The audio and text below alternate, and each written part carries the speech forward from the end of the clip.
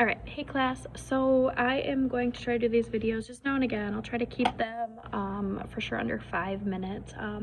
Basically, the point of these videos will be just to give you a little extra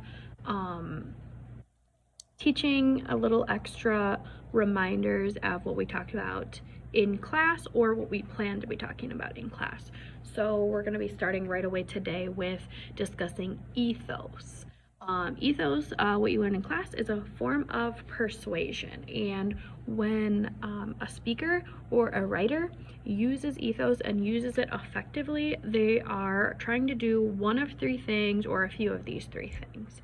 They are trying to refer to their expertise, position, or authority on a subject to let you know, as the listener or the reader, that they even have a right to be trying to persuade you of whatever it is they're talking about because they have the credentials to speak on that. For instance, an oncologist, which is a cancer doctor, is trying to convince you that this is the best way to get rid of your cancer. You're more likely to listen to them knowing that what their credentials are as an oncologist than maybe someone just on a Facebook post that's just talking about what they think you should do and they don't have any credentials. So another way that they could use ethos would be using certain language, using certain vocabulary to prove to you that they are masters of this content. So we think of it as like, oh, if they're using really big words or really scientific words, they probably know what they're talking about if they're talking about COVID or cancer, like I said, or something along those lines. So they use the vocabulary that shows that they're well versed in what it is they're talking about.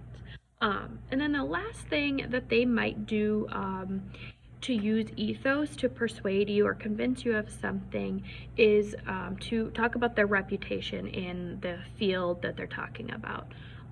So if they are trying to convince you to buy a product, let's say it's a cleaning product, they might talk about how they had a job in a hospital and all hospitals use this sanitizing product because it's the best sanitizing product out there, and it has a really good reputation for being good enough to work in hospitals, which when we think of hospitals, we think of them being very, very clean because they have to be.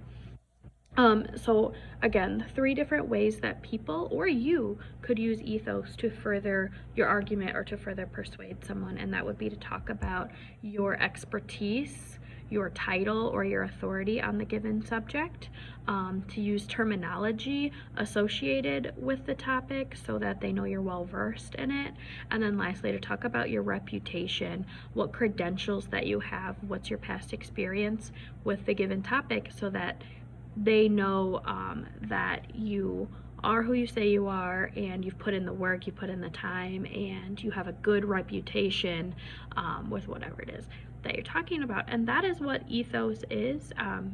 So throughout class, we're going to be working on identifying ethos, but not so much just so we can say, oh, they're using ethos to convince us, but more so we can start using ethos when we want to write arguments or when we want to persuade, because we want to be effective in those terms, especially when we're trying to fight the good fight, or when we're just trying to convince people of certain things that make the world a better place.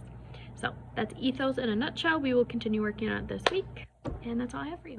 And I kept it under 5 minutes.